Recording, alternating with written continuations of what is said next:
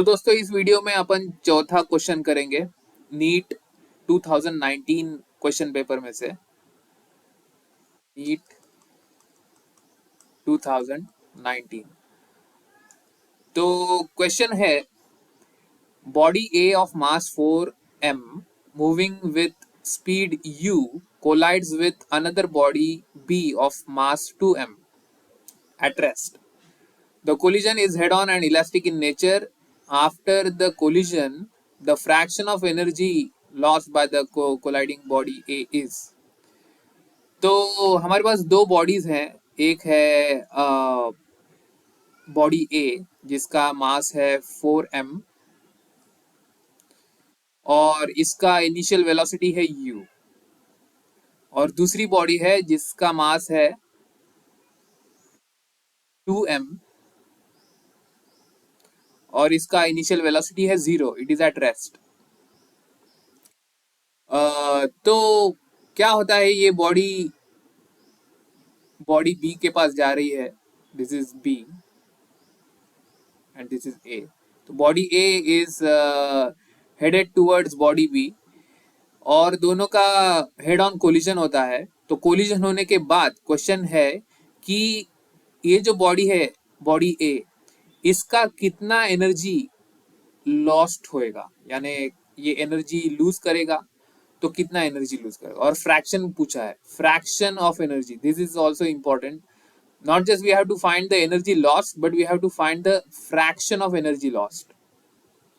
Fraction का मतलब ये होता है कि उसके इनिशियल एनर्जी का कितना हिस्सा, यानी 1/4 energy is lost, 3/4 energy is lost, ऐसा तुम्हारा एक आंसर होएगा।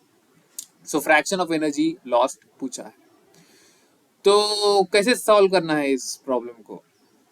सबसे पहले एनर्जी लॉस्ट पूछा है तो हमें ये रिकॉग्नाइज करना पड़ेगा कि हमको basically change in energy calculate करना है। चेंज इन एनर्जी किसका? बॉडी ए का। तो जब हम चेंज इन एनर्जी कैलकुलेट करेंगे तो हम होप करेंगे कि इसका आंसर नेगेटिव हो, लेस देन 0, क्योंकि जब भी कोई भी चेंज नेगेटिव होता है तो that is same as negative, that is same as lost, और अगर कोई भी चेंज पॉजिटिव होता है तो that is same as gain. And this is purely mathematical, क्योंकि change is final minus initial. तो फाइनल अगर ज्यादा है तो देर इज अ गेन, तो ज्यादा माइनस कम इज पॉजिटिव, और अगर फाइनल कम है तो there is a loss, because final का वैल्यू कम है, negative a larger value. So 4 - 5 is -1। तो लॉस्ट अगर delta is negative, that will give us negative delta, तो यहाँ पे लॉस्ट हो जाएगा। फाइनल इज लेस, आप खो रहे हो। तो हम बेसिकली क्या करेंगे यहाँ पे, we will find the change in energy of body A, and जो भी आंसर आएगा उसका, जो भी 4 जूल 10 जूल, ये नेगेटिव में होगा, हम आशा करेंगे, और इसका जो मैग्नीट्यूड होगा that will be the energy lost. For example अगर हमारा आंसर है delta E is equal to -5 joule, so we will say the energy lost is 5 joule, we will not say the energy lost is -5 joule. The change in energy is -5 joule, but the loss in energy is 5 joule. तो ये 5 joule हो गया, और आगे जाके अपने को fraction calculate करना है। फ्रैक्शन कैसे कैलकुलेट करेंगे हम? We will calculate the fraction using the following logic. अगर चेंज 5 जूल है तो हम उसको डिवाइड करेंगे इनिशियल एनर्जी से। तो अगर उसका इनिशियल एनर्जी 10 जूल है तो इसका आंसर होएगा 1/2। So the fraction of energy lost is 1/2। This can be easily understood in the following manner. अगर मान लो तुम्हारे पास दो वैल्यूज हैं, एक वैल्यू है मान लो एक 1 और दूसरा वैल्यू है 2। तो ये जो 1 है वो 2 का कितवा हिस्सा है? To do this all we do is 1 divided by 2। तो यू कैन इजीली से कि 1 2 का आधा है। तो अगर हम हमारा सवाल है कि ये 1 2 का कितवा हिस्सा है, all we do is this number divided by this number. Another example 3 4 का कितवा हिस्सा है? अगर ऐसा सवाल है 3 इज 4 का कितवा हिस्सा है, then the answer is 3 divided by 4, this number divided by this number. So 3 4 का 3 बाय 4 हिस्सा है, सिंपल एज दैट। लाइकवाइज अगर हमारा आंसर 5 जूल है और मान लो इनिशियल एनर्जी थी 10 जूल या 12 joule, for that matter 12 joule initial energy थी, तो हमारा क्वेश्चन है 5 जूल 12 जूल का कितवा हिस्सा है? So the answer is simple as 5 by 12, as simple as this. So we recognize this fraction of energy and we apply this to our answer. So let us now begin to find the delta G, delta E, delta E. उसके लिए हमको पहले initial energy और final energy दोनों लिखना पड़ेगा।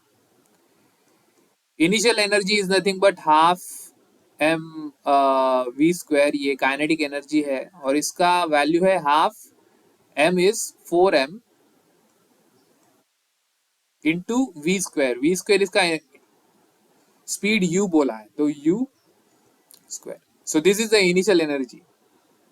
अभी final energy में हम लिखेंगे half again M V square. तो इसका जो मास है वो तो सेम रहेगा, mass will not change 4m। और ये जो v स्क्वायर है, ये जो v है that is the velocity after collision. तो कोलिजन होने के बाद इसका वेलोसिटी कितना रहेगा? तो कोलिजन होने के बाद अगर तुमको वेलोसिटी जानना है तो तुमको इलास्टिक कोलिजन्स के लिए एक फॉर्मूला है वो अप्लाई करना पड़ेगा, इलास्टिक कोलिजन्स का फॉर्मूला। तो यहाँ पे लिखा है इलास्टिक कोलिजन, तो इस उस इलास्टिक कोलिजन का फॉर्मूला मैं यहाँ पे स्क्रीन पे डिस्प्ले कर देता हूँ। तो दोस्तों ये है इलास्टिक कोलिजन का फॉर्मूला। ये जो V1F है, V1 यानी इनिशियल और F मतलब फाइनल, तो जहां पे भी सबस्क्रिप्ट 1 है उसका मीनिंग है इनिशियल, इनिशियल। और जहां पे भी सबस्क्रिप्ट 2 है, sorry sorry sorry my bad, जहां पे भी सबस्क्रिप्ट 1 है उसका मतलब है ऑब्जेक्ट 1 और 2 is object 2 and I is initial और F इज फाइनल। तो इसका ये जो फॉर्मूला है वो आप किसी भी फिजिक्स टेक्स्ट बुक में से ढूंढ सकते हो, उसका डेरिवेशन भी लिखा रहेगा एकदम अच्छे से, तो डेरिवेशन को भी आप गो थ्रू कर सकते हो। तो यहाँ पे मैंने सीधा फॉर्मूला लिख दिया है और यहाँ पे हमारा जो तो पार्टिकल था, हमारा कैसा पार्टिकल था, ये एक पार्टिकल था, इसका मास था 4m और इसका एनर्जी वेलोसिटी था u, इस डायरेक्शन में जा रहा है, और दूसरा मास है 2m लेकिन इसका वेलोसिटी है 0 एट रेस्ट। तो हमें इसका फाइनल वेलोसिटी कैलकुलेट करना है। तो let us call this as object 1 and let us call this as object 2। तो हमें ये फाइंड करना है वेलोसिटी फाइनल ऑफ ऑब्जेक्ट 1।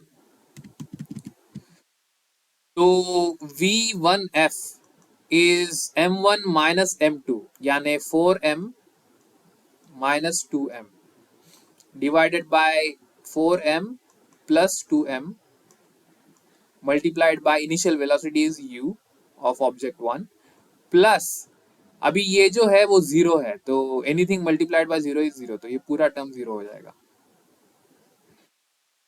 तो this gives us 2m by 6m into u which is nothing but 1 by 3 u।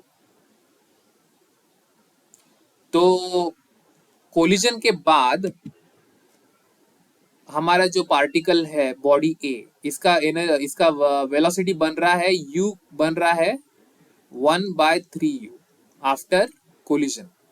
तो final energy कितना होएगा इसका, सॉरी यहाँ पे यूज, यहाँ पे जो हमने एम्प्टी रखा था चीज, वहां पे हम लिख सकते हैं 1/3u²। तो ये हो जाएगा हाफ 4m, और यहाँ पे आ जाएगा 9 और u², and this is same as 1/9, पूरा ब्रैकेट में सेम टू सेम चीजें हैं यहाँ पे, half 4m u², which is same as this EI.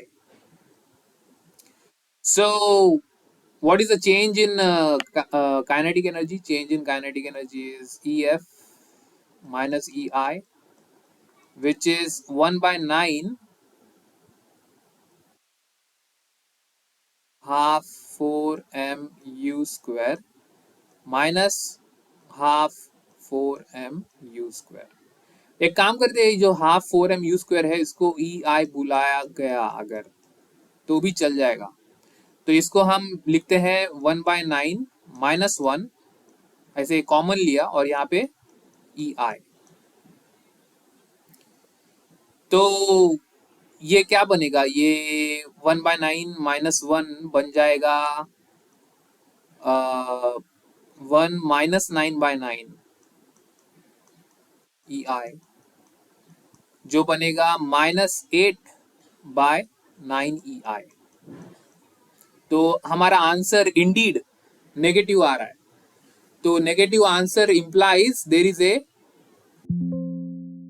Is a loss. तो अभी ये लॉस जो है कितना है, 8/9, जैसे मैंने आपको पहले एक्सप्लेन किया था। We will say that the energy lost is 8/9 EI। तो एनर्जी लॉस्ट इज, यहाँ पे लिख देता हूँ, एनर्जी लॉस्ट इज 8/9 EI। अभी हमें फ्रैक्शन निकालना है। तो फ्रैक्शन जैसे मैंने एक्सप्लेन किया था कि अगर हमारा आंसर 5 जूल है तो 5 12 का कितवा हिस्सा है, सो वी डू सिंपली 5/12। अभी 8/9 EI का कितवा हिस्सा है, अगर हमको वो जानना है तो all we do required fraction, all we do is 8/9 EI का कितवा हिस्सा है, तो all we do is this 8/9 EI divided by EI. So EI cancels and you get 8/9. So the required fraction is 8/9. Do we have an option 8/9? Yes, we do. Option number 2. So the correct answer for this question is 8/9. By the way, if we want, we can simply look up, जहां से मैंने questions निकाले हैं वहीं पे answer भी है। तो यहाँ पे देखो, यहाँ पे आंसर की भी है 1, ये जो 2 ऑप्शन है is the correct option. So I hope आपको ये वीडियो इंसाइटफुल लगा हो। मिलते हैं अगले वीडियो में। वीडियो देखने के लिए धन्यवाद।